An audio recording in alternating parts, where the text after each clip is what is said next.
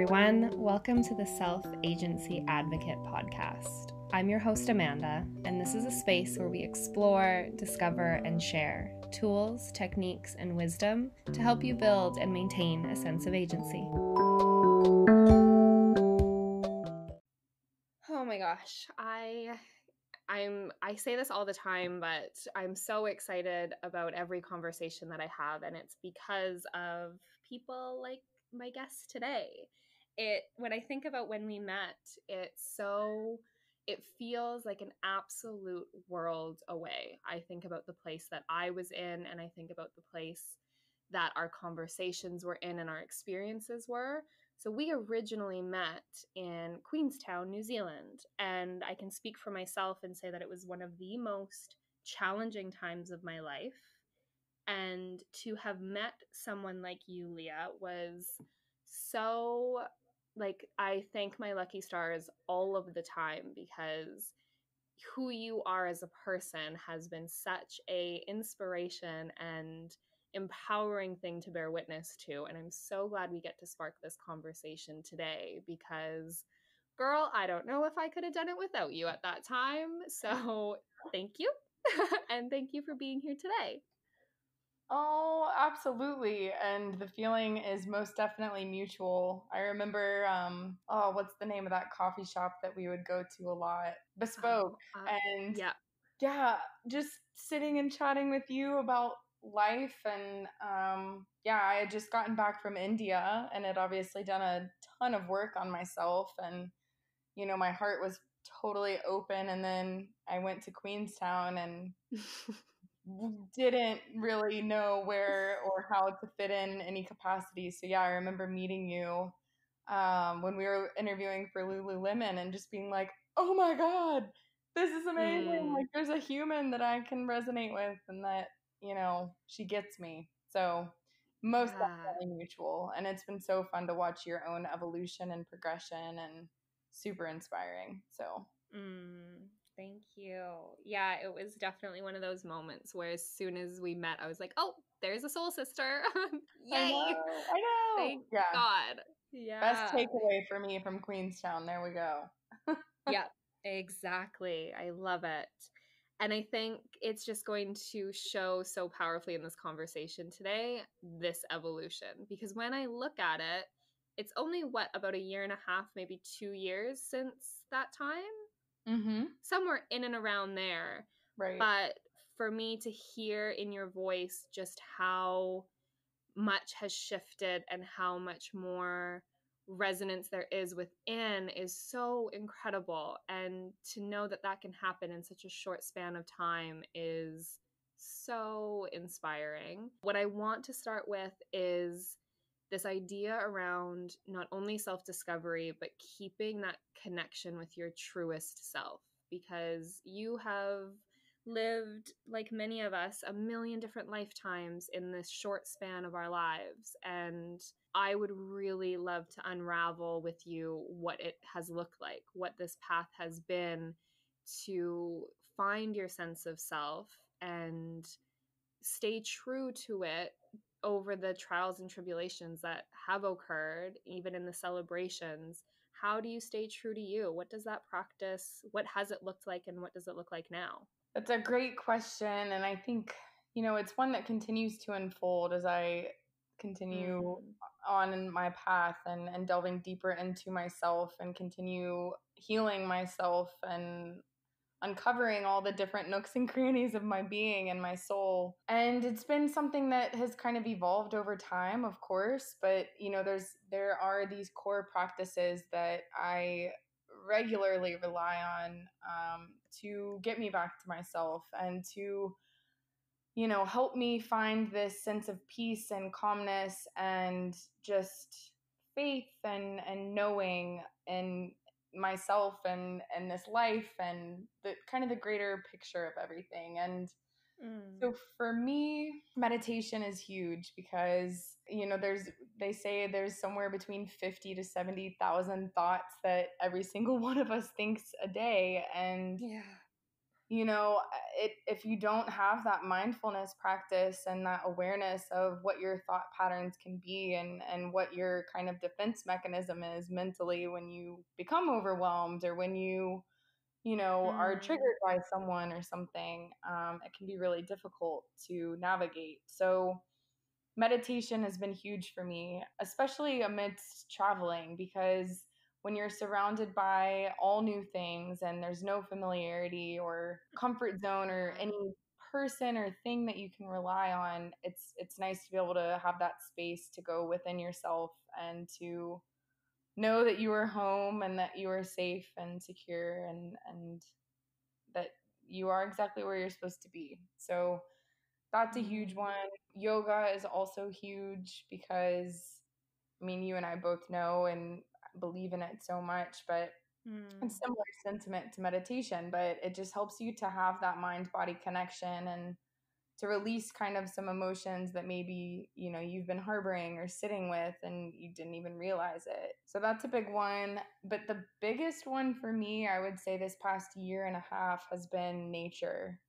Mm. I met this woman. She's a life coach from Belgium, and I met her in a women's circle a couple months ago here on Maui, and we just immediately connected and hit it off. And Mm. she asked the question. She's like, and there wasn't any tinge of judgment or in her voice or whatever. But of course, me obviously had been sitting with it or thinking about it. But she's like, "Why have you been on Maui for a year and a half? Like, why are you still here?"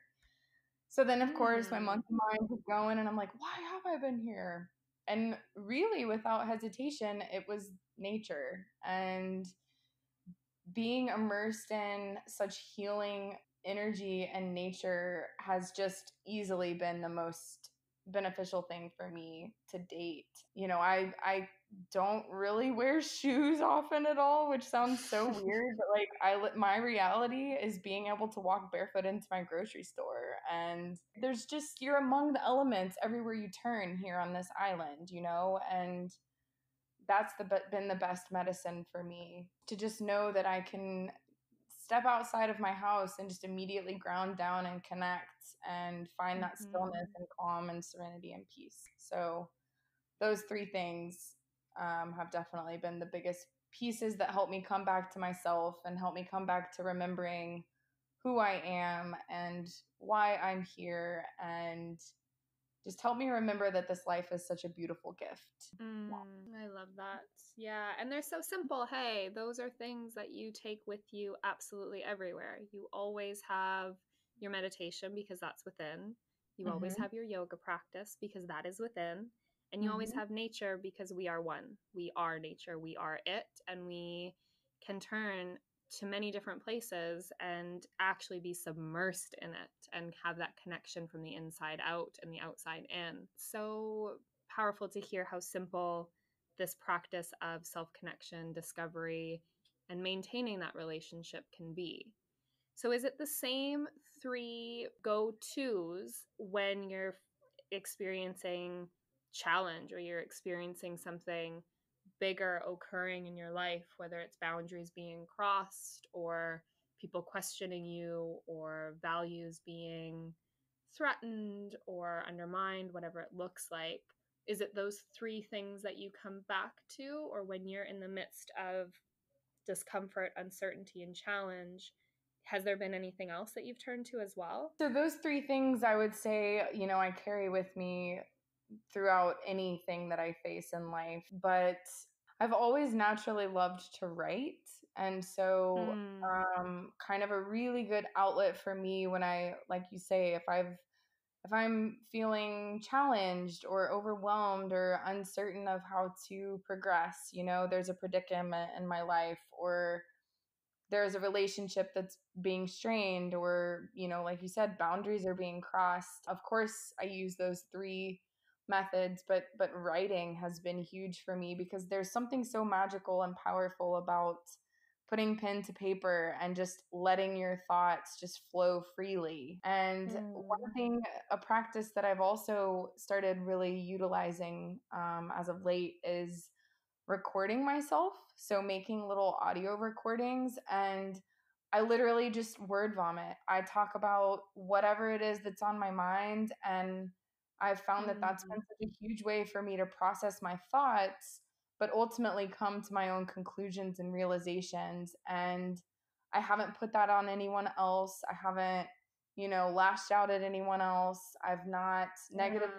I haven't negatively affected or impacted anyone, but it's been the kind of release that I needed, right? Like I'm getting that out of my body, and I also have it to look back on. So sometimes we can often kind of lose sight of where we've come from because we are typically focused on the present, and oftentimes it's hard not to look into the future. But Mm.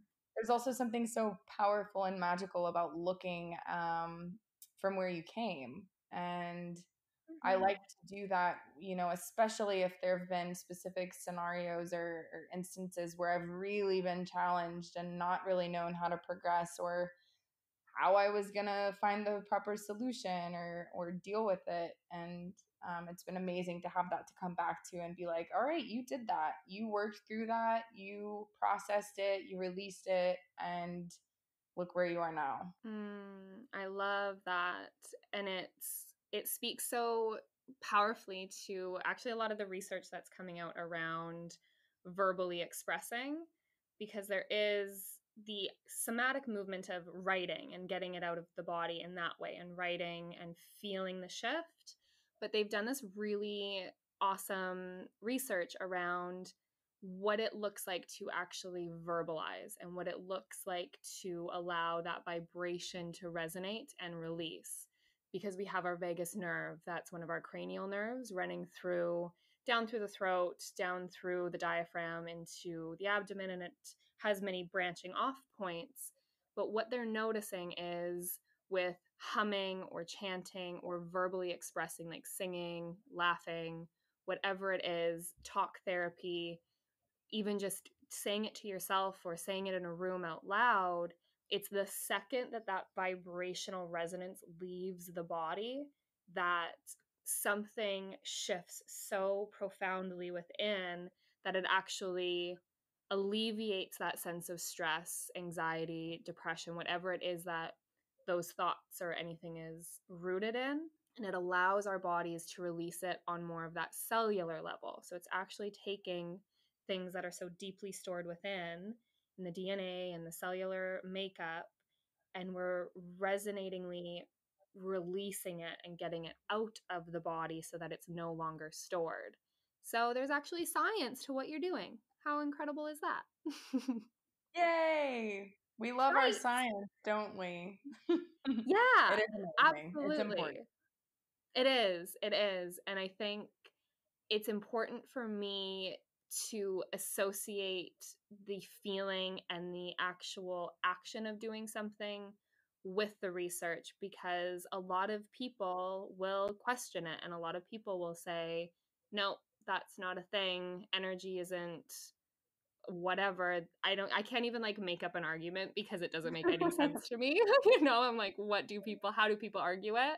But they Right. will. And you're like, actually, we're starting to see Western medicine and science and all of that catch up and show why we're doing what we're doing, and showing, hey, listen to what works for you, because you were called to make those audio recordings for a reason. It called to you, it resonated, your body was asking for it, and it's for a reason. It's just your body's way of getting things out and transforming them and allowing them to release. So I think it's so fascinating when you're like, yeah, when I listen within, when I listen to my body, she's talking, she's telling me things, she's asking for it for a Mhm. reason. So I love that.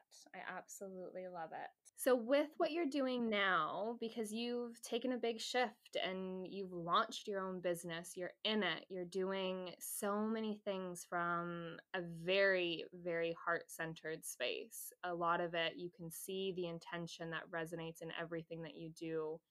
What did that look like? How is it that you launched something and put it out to the world and said, this is from my heart and I'm doing it anyways? Because it's so exciting and so unknown at the same time. So, how did that feel and how did that path unravel for you?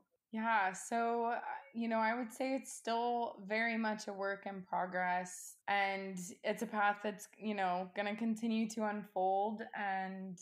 But I just knew that I needed to take action because, through my experiences and through my own personal evolution, and as I've mentioned, my own healing journey and figuring out what my purpose is and my soul's work, I just couldn't be silent for any longer. And, you're aware of this, but just to kind of shed light on what my experience is in life, or what my kind of story is I lost my mom to cancer when I was 20. And then last year, I lost my brother to suicide. So, of course, there's been so much kind of reflection with Mm. myself, but also with this world that we live in. And, just what really matters, and why am I here, and how can I best contribute to affecting positive change that's going to allow, more people to live in their heart space, and wake them up and help them to realize that they can be in control of their lives, and that they don't need to succumb to, whatever the societal constructs are that make them feel like they're powerless. Like, I'm so tired of that being a story for so many people. And I wanted to use that as a way to express vulnerability and to talk about the things that are so taboo and, are uncomfortable. But how can we make people find comfort in things that are typically uncomfortable, right? Like, how can you Mhm. find comfort in sitting with the discomfort? And I think that there's something so, so powerful in being able to do that. And so I personally feel I would just be doing myself and the world a disservice if I wasn't going to use my own experience and my own story and kind of Mhm. evolution to raise awareness and to inspire and empower people to realize that, like, their life is theirs and they can choose the story that they want to tell. I think in being vulnerable and getting real and talking about things that are uncomfortable, that's kind of my way of beginning to do it. Because, you know, social media can be really powerful and it can also be really destructive, but it's Mm. not going to go anywhere, I don't really foresee. And, you might as well contribute in a way that's going to at least kind of be thought provoking. Or,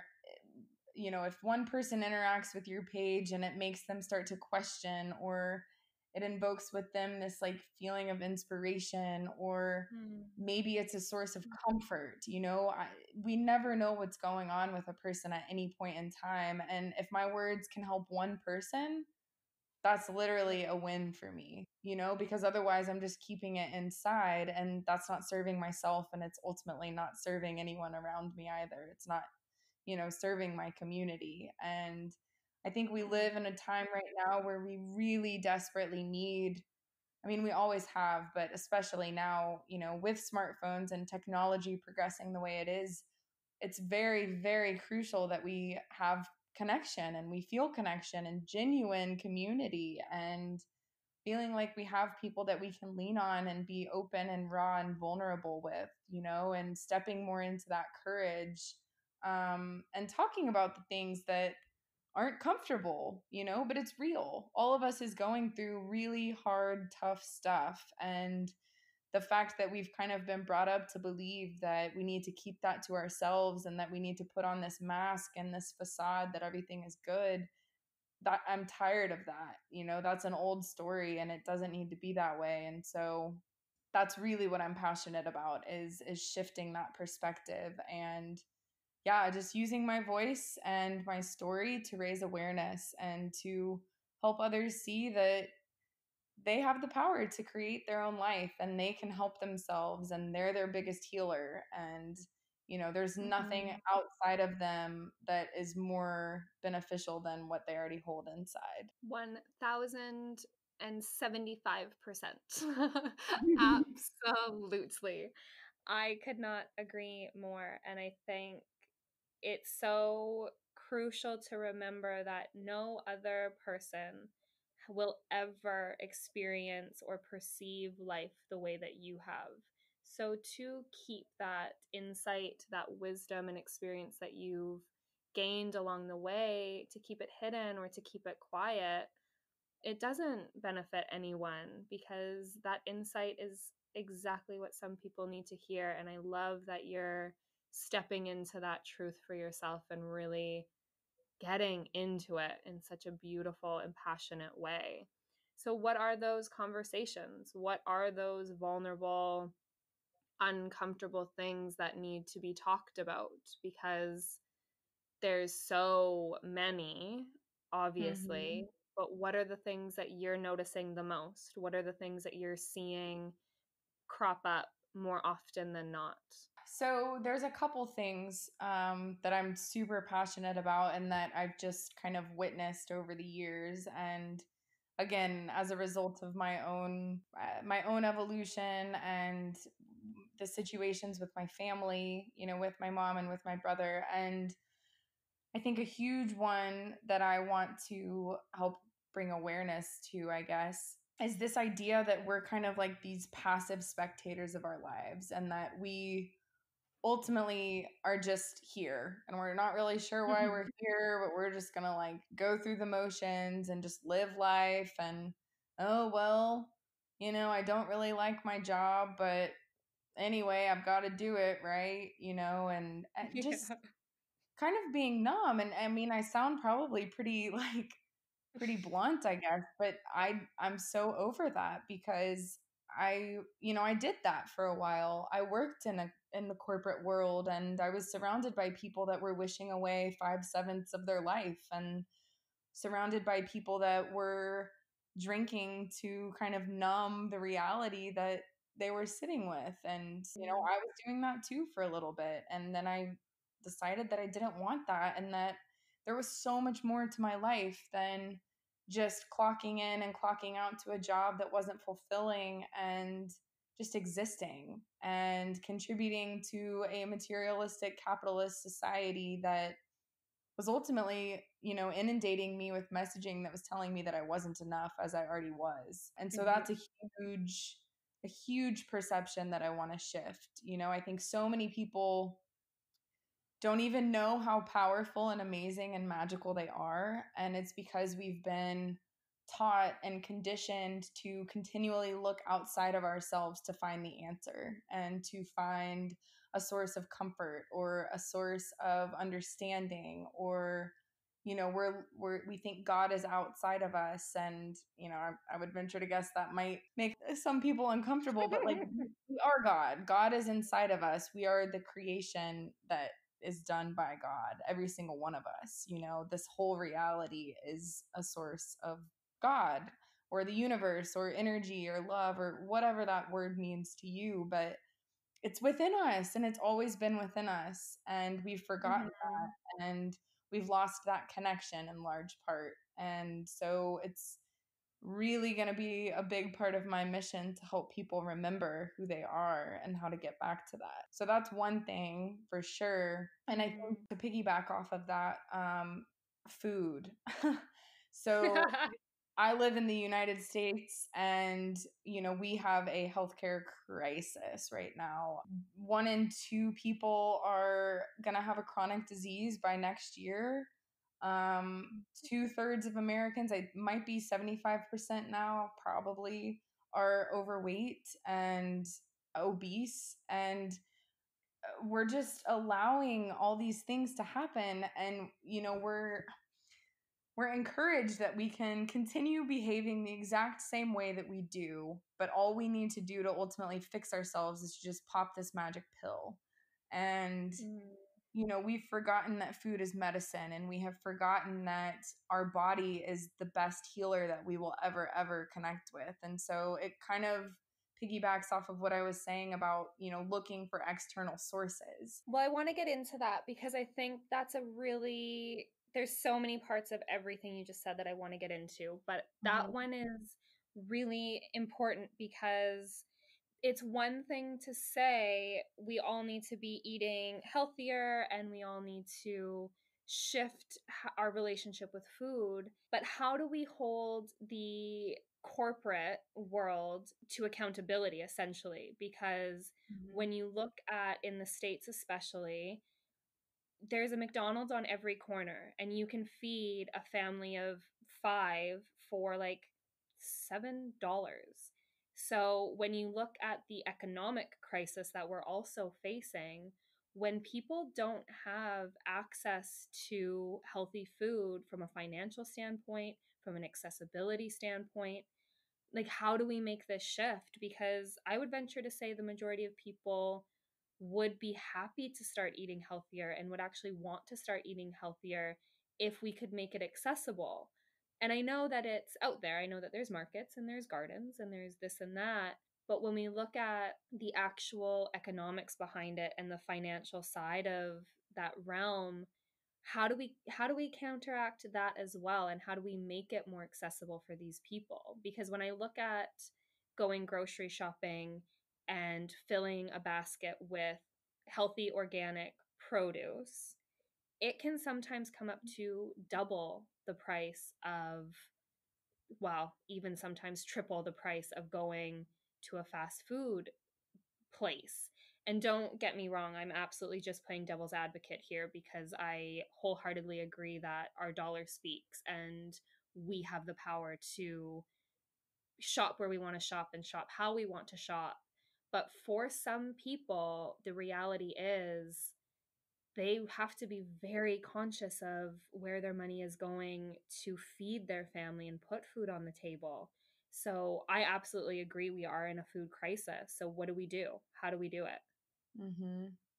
Well, I mean, it's an overwhelming question, and Yeah, yeah.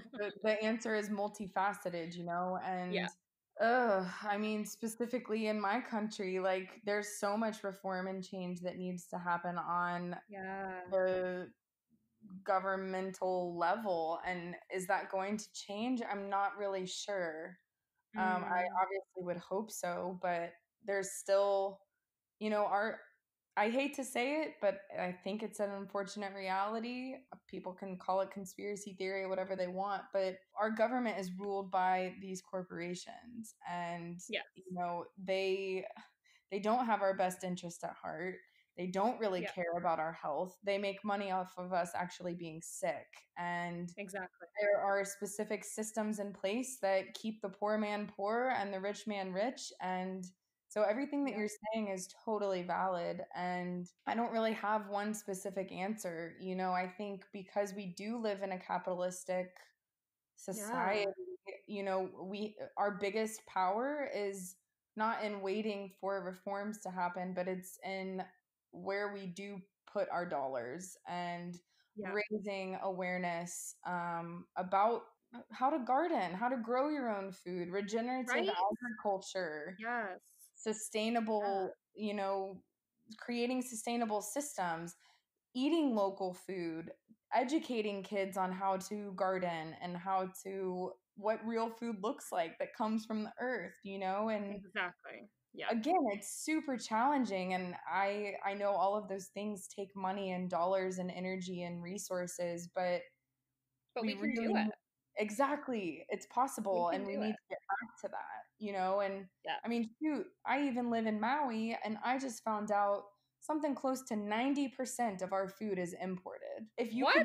If you could look outside of my window right now, we live on such an abundant and Yeah. amazing island. Like they joke that you could literally like throw seeds or fruit at the ground and it's going to grow and it's going to be amazing. And so, I mean, there's a lot of shifts that have to happen Wow. globally, I mean, Yeah. if we were to be cut off from our mainland supply and the barges and everything that bring food, like we would be screwed. And so, I work at a retreat center where we hold the Hawaii Farmers Union every year. And it's been really cool to kind of sit in on, all right, so how can we create more conversation around this kind of stuff? And how can we have more people interested and invested in farming and learning to grow food and creating, sustainable practices and Mm. systems? And how can we raise awareness to our children about the importance of growing their own food and how much more nutritionally beneficial it's going to be for them to have that connection,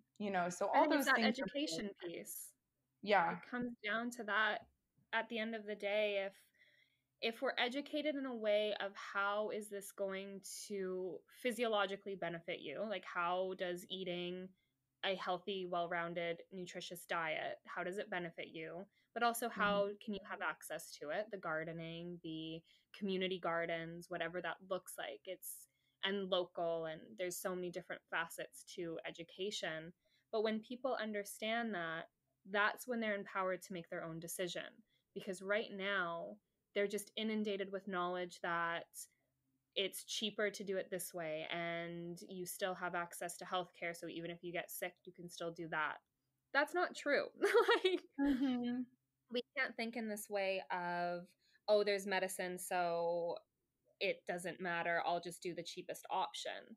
You wouldn't need medicine if you were eating in the healthiest way, and it Right. needs to be that conversation. And I think that's exactly why I like to have these conversations, because while I wholeheartedly agree with you, I think shining light on the opposite side as well helps make people think. It helps them say, like, actually, why is Maui one of the most abundant places getting 90% of their food imported?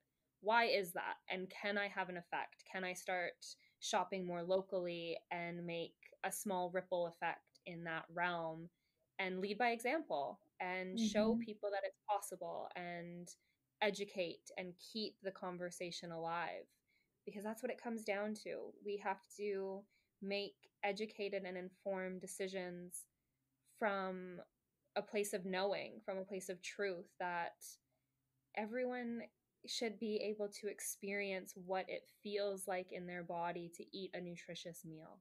It Mhm. is like, you can't compare to that. No other, like, no fast food meal, no packaged and processed meal has the same vibrational feeling in the body. Like, when you're eating a good home cooked meal, like, you can Yeah. feel that from the taste buds right down to your toes. And Yep. it's so important. And I love that you're doing this. And I love that you're sitting in on those conversations, like listening into what the farmers are saying and bringing that to the table, because it's so invaluable, that education piece.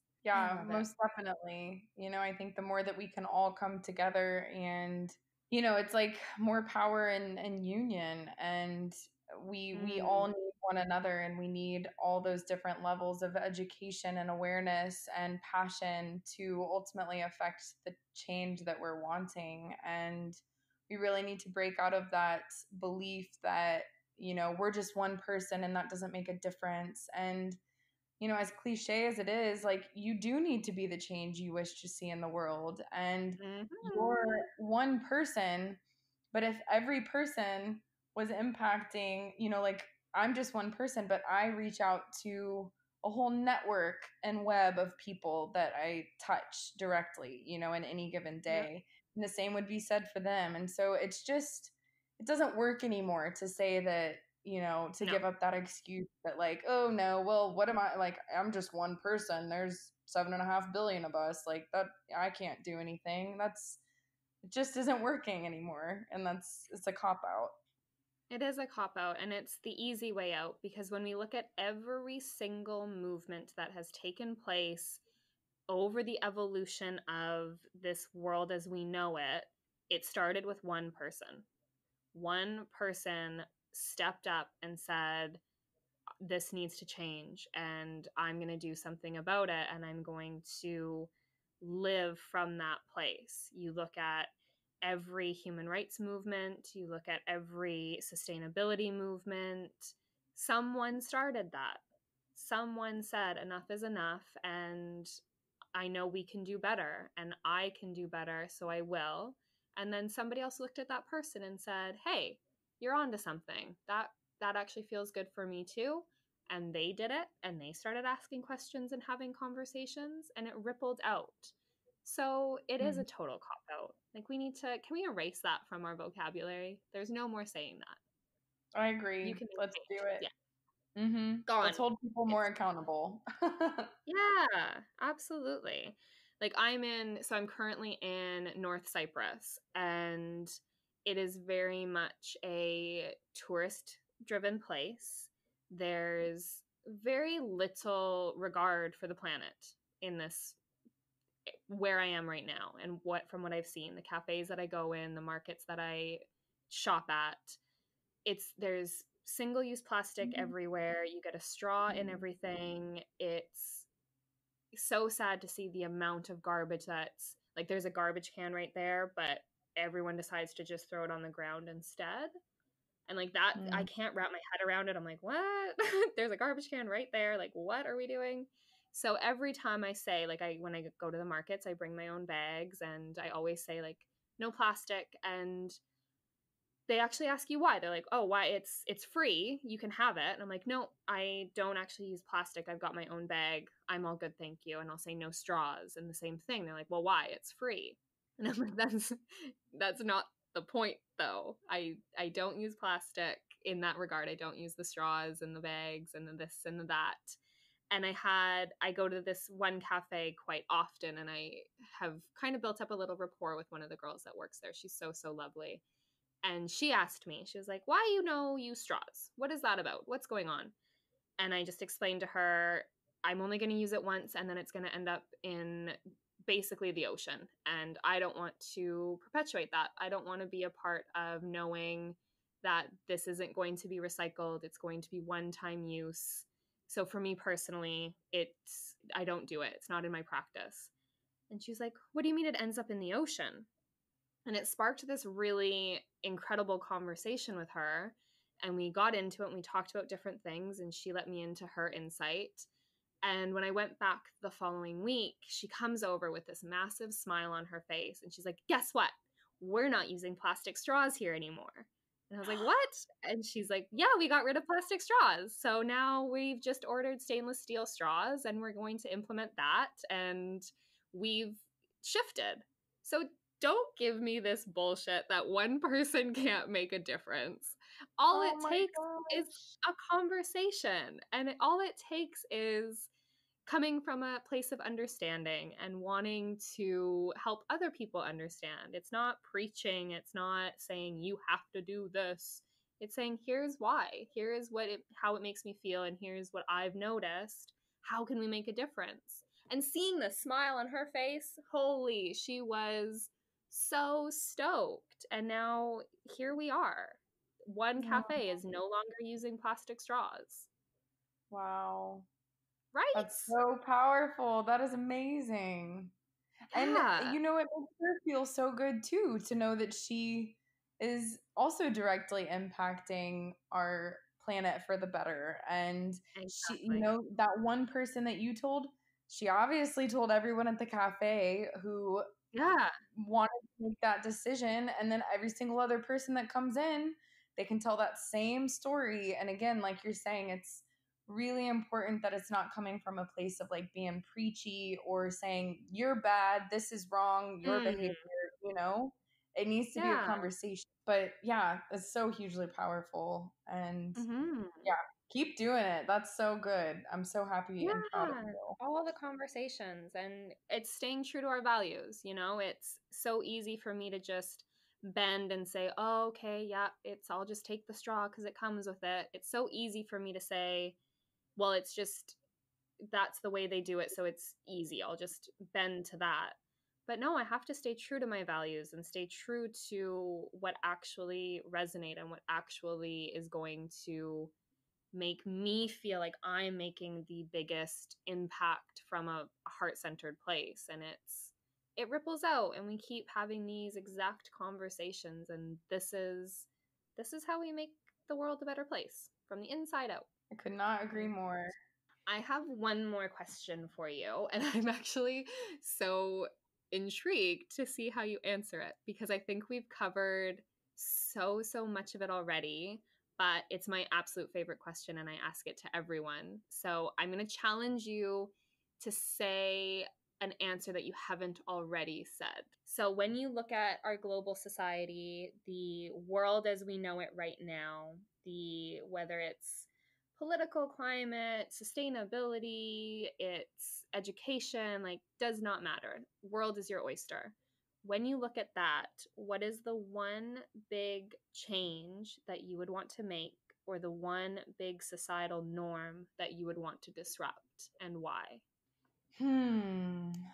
Okay. Let's see.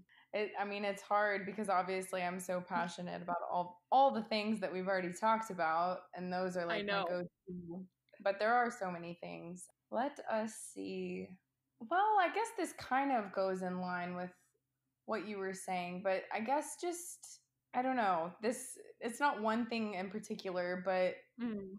my biggest thing is I don't know if you've ever read. I think her name's I don't know how to say it, but she wrote the book Disrupt Her, Mickey Agrawal or something. But basically No, not talking about yet. it's so good. You should read it. Yep.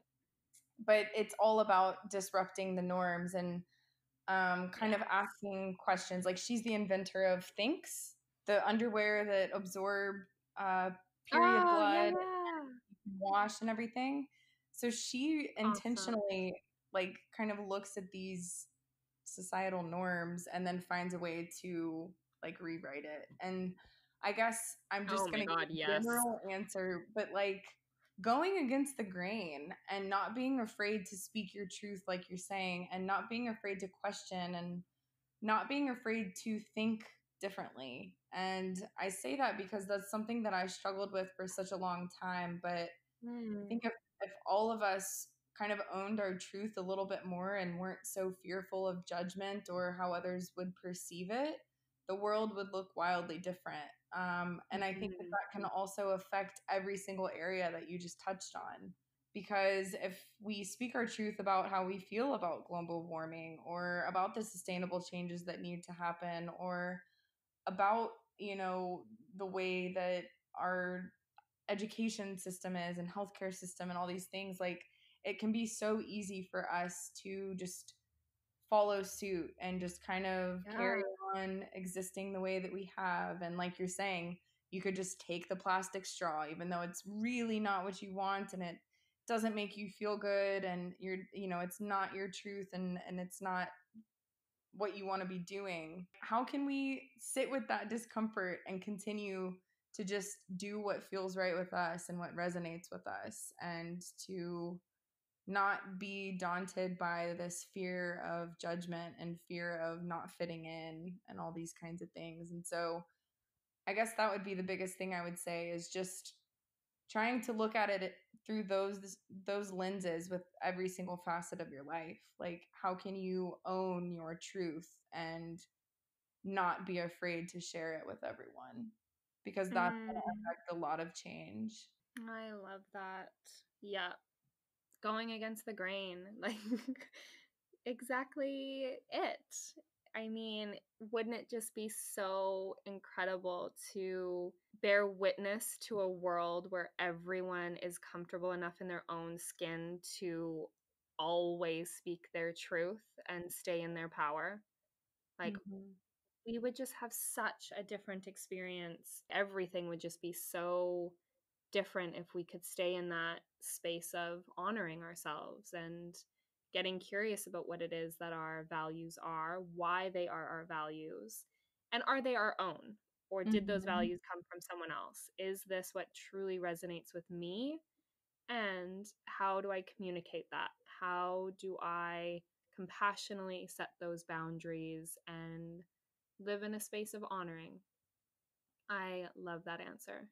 And I love all of your insights and everything that you stand for and everything that you're about. And I think that fire and that tenacity is going to bring about such incredible shifts and change for yourself and everyone that you come into contact with, which inevitably just ripples out. And I mean, like, before we know it, Maui is going to be 0% imports because Leah's to the rescue. Woo! Yeah, wouldn't that be amazing? Yeah, Let's do it. Yeah, there's exactly. definitely some initiatives. So, it's cool to Yeah. at least be amidst the conversation. And yeah, thank you for just holding space and allowing thoughtful conversation to unfold. And, this is the kind of conversation that I wish would happen on a daily basis with a majority of people, rather than kind of keeping it surface level. Like, let's talk about the real shit.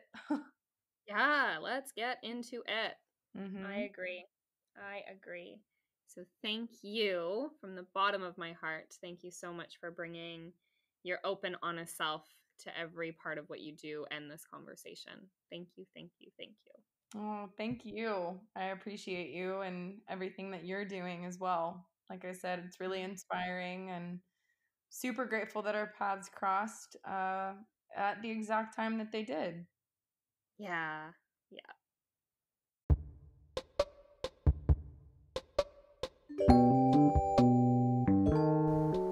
Thank you so much for listening. And if there's anything at all that you want to explore or you have ideas about and want to get into, please drop me a line. You can find us at The Self-Agency Advocate on both Facebook and Instagram. And I would absolutely love to chat. So let's connect.